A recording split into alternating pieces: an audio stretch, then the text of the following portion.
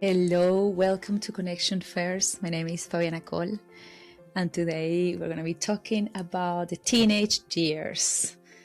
Oh my God, they have such a bad, well, I just literally had to Google because I knew there was an expression to say bad reputation in English, and it turns out it's a bad rap, which is interesting. Anyways, teenage years have such a bad reputation, like such a bad rap, as they say. Like every time I bring up the conversation of our kids turning teenagers soon and everything, everyone gets a bit like scared and a bit hesitant of like the whole thing is scary. And I always say that I would like to take it as it comes, but be open mind that it could be amazing. Why not? I came across a book called Surfing the Adolescence Years or the Teenage Years, written by someone that was my teacher when I was in uni back home in Venezuela. And I went to Amazon to see if I could find it here in Australia, and it turned out it was available. It is available. And I ordered it right away. I was super beautifully surprised with the content of the book. This author wanted to see or wanted to put the teenage years as this massive wave that we are a bit, it's coming in front of us, like it's from the perspective of being a surfer. So you are there in the ocean and you see that wave and you get excited with it and you just go with the wave, and you not only are there not being afraid of the wave, but you are full of adrenaline, enjoying it as much as you can and taking the challenge and making the most of that challenge, that is a wave. So pretty much that's the way that she describes the teenage years of her girls. She has 3 girls, and the oldest is 18 years old now. Anyways, I reached out to her and I interviewed her for the podcast. We had a beautiful conversation in Spanish, and this is me trying to put together some of the ideas that I learned with her. I think one of the things that she started with that really resonated, like it couldn't resonate more with how I feel at the moment, is that she felt that when she had kids when they were little, she always knew what to do. Like it was pretty straightforward. If she has a tantrum, I just pick her up, I give her a hug. If she has a problem at school, I go and speak with the teacher, and she had like a sort of a script of ways she wanted to react in different scenarios. And she describes the moment when she realized her daughter had entered the teenage years was the day that she felt clueless. Like she felt completely no idea what to do. Like she had no idea what to do.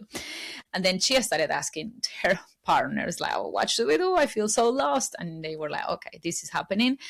We are formally entering the teenage years. And she was very humble in explaining how what she wanted with her book was for other parents to feel that they are not alone. And it's a very authentic and very realistic and raw book about her own experiences, and with the intention to be together on this, because we're all gonna go through this. Everyone that is parenting a young child is gonna go through this eventually. And she was even saying how her daughter, she entered puberty a bit later than her friends, and she was saying how judgmental she was without wanting to be with other friends that had already teenagers.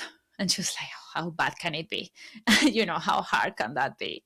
And then with her first daughter, she realized that she was being judgmental because she wasn't there yet.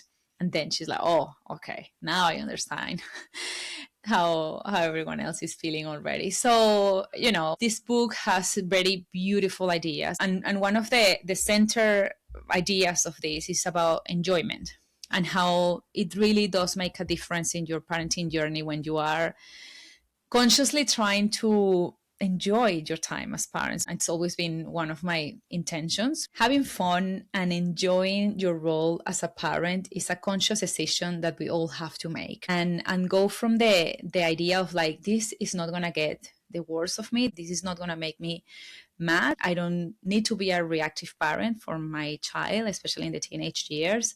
I just need to be a guide, and I just need to be here for them.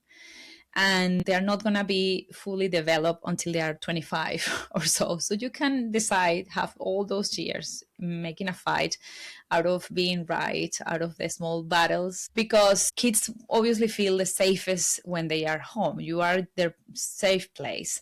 And, they're trying to find their own identity, and they just react in the place they feel safe. So that's why their worst version of them is when they are home. And a parent to a teenage person can spend the whole day really fighting with their child, because it's very easy to feel that everything is an attack. And once you get into that pattern of feeling that everything is an attack, then you can be fighting the whole day. And she was explaining how especially she's noticed for parents that have pretty pleasant children, and that parent that was used to parent a perfect daughter, that she was always following the instructions, saying that she was told, and very respectful and very polite and everything. When that type of parent then have a surprisingly rebellious daughter, that's a big struggle, because it takes you by surprise. You're not expecting it. You start taking everything personal. When we decide to pick the wrong battles or to focus in the small things, it's again very easy to spend the day just fighting, picking a fight with them. And when you choose your battles, and this author that I interview for the Spanish version of this episode, she was saying one of her battles, for example, is related to couples. And they see as a religious family sex very connected to love, and they wanted that message to be super clear. And with that topic, she gets very intense. She's super strict in terms of like who she's going out, their daughters are going out with, who is picking you, who is bringing you back home. There is no in betweens. You have a friend or you have a boyfriend. There is no in betweens. There are not friends with benefits. With that particular topic, it's like one of the battles that they decided to pick. For you might be obviously something else, and this is very related to the values that each family has, and having a lot of empathy for the process they go through. When you see as that person is leaving behind the body that they had growing up, the hormones, the brain, like everything, the way they so many things, everything is changing. So of course, it's a lot happening inside them, and what we want to continue is their safe place. So one of the tools that she said was having a conversation with your partner and seriously picking your battles. And she said that's life-changing, and you have to sit with your partner and you have to make that decision. This is important. This is something that she said, I never again made a complaint about shoes that are not in the right place, because if not, I'm going to be struggling the whole time with the shoes, with the bed that they didn't make it. And she said, yes, there are things that I had to let go, and there are things that I had to trust what I had been building when they were little. And the example, I think the example is the most powerful thing, and as we know. So sometimes it's when things change, and she was saying how you start parenting differently according to the age, obviously. Instead of constantly asking to put the things where they go, maybe you say it in a different way, and you show more appreciation when they do it, and you get more strict with yourself in order to be a better example for them with the order in the house, for example, and small things like that. Because what was working when they were little is not going to work when they are older. And you have to start being the parent that your child needs, more than the parent that you were when they were little. The other very powerful tool to do this that she shared with me was the not taking anything personal. They are going to do things to test us and to challenge us, because finding their own identity, they need to challenge what they believe. They need to challenge what they are told at home. And she gave me a really funny example when her daughter was deciding what to do, and she's like, well, I really would love to study English in uni, but I also want to make a lot of money. And their mom and dad had the same profession, and they were saying, well, you can do something like we did. You see, we did well. We're here, we're doing really well. And she put a face like, oh my God, do you really think you did well? And they could have taken that as like a shock. It's like, are you saying that we didn't do well? Are you like an attack of like, are you really doubting our decisions? Blah, blah, blah. And they realize with time that they do this in order to challenge their own belief systems, because they want to find their way. That's part of the process, to challenge all that, to come with their own perspective and their own things they believe in and their own ways to be. We talk about boundaries as well and consequences. I love this tip that she shared with me that I have been trying to put in practice. It's not as easy as it sounds, because all of these things, and you can now see my dog if you are in YouTube. Anyways, she was saying that with consequences, when kids get older, she actually negotiate those consequences beforehand with her kids. I love this, because it's coming from a place of, okay, I'm respecting your opinion. I want to make a plan together and I want to listen. And it's all part of keeping the connection that we want to keep with our kids. And the way she does this is, for example, they go to a party and she has a rule with her 18-year-old daughter of having one drink when she goes out. And it's like beforehand, before a big party, she would say, okay, what's the consequence if you're going to have more than one drink? Let's have a chat. Let's make a plan. And, if this is a consequence, I won't be going out to the next party or tomorrow, whatever they decide together. And then when that happens, you're going to come from a very calm and assertive way and say, we had a chat beforehand and this is going to happen now. And this is totally different that coming from a place of control, of coming into power struggles when you say, okay, I'm your parent, I'm saying this, and this is what you have to do.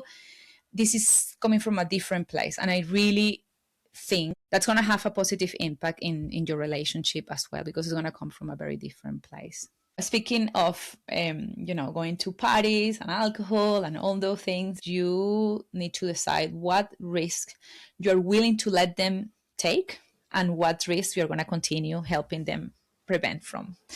And it's funny because one of the things that happens often, and if you have a good relationship with your kids and they share things with you, is that they will come with many stories.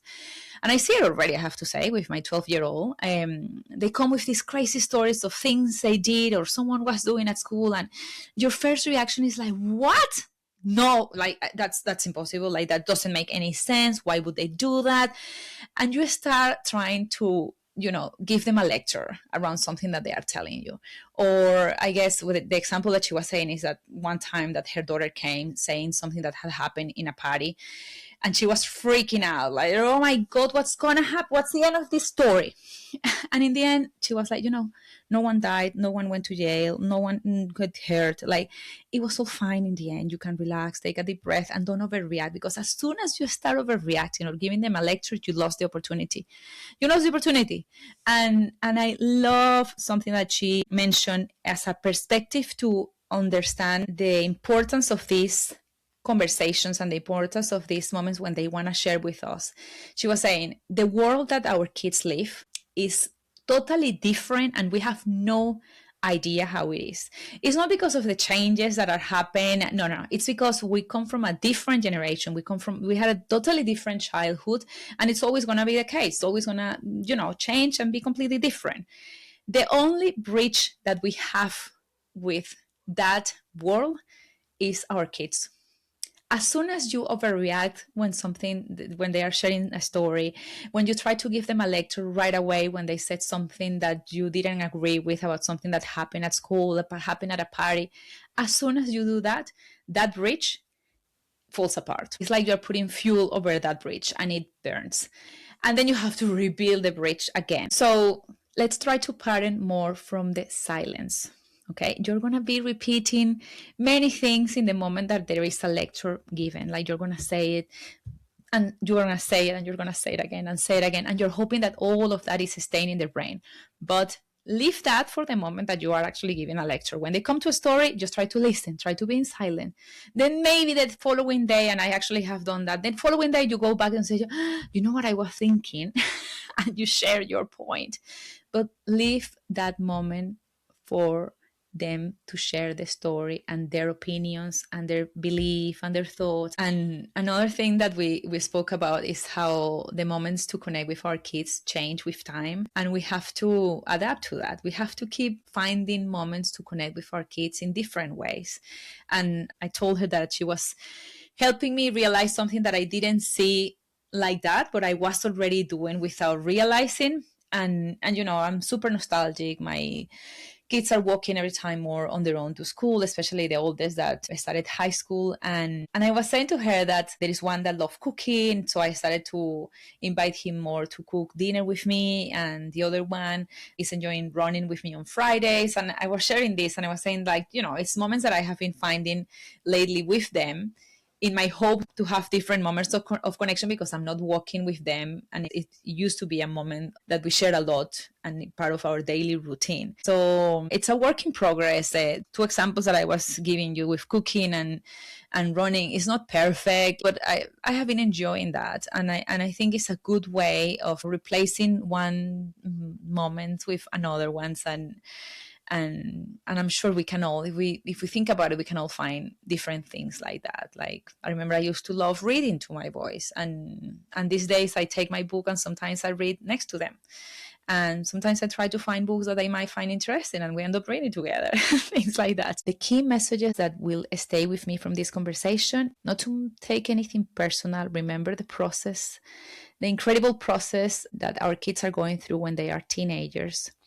Not to take anything personal. We are their safe space, and continue to enjoy our time with them, because we're going to come from a different place when we are enjoying our time together, and try to keep building that bridge to their world, keep building that communication and that connection with our kids, so we can be part of that world and we can understand them and we can be the parents they need. Anyways, I hope this was useful. We're all doing the best we can with the tools and the information that we have. If you found this useful, please leave your comment or share it with someone that might find it interesting too. If you speak Spanish, remember to listen to the original conversation in Spanish. That is always on my podcast as well. Each episode is in Spanish and English, and I hope to see you next time. Thank you.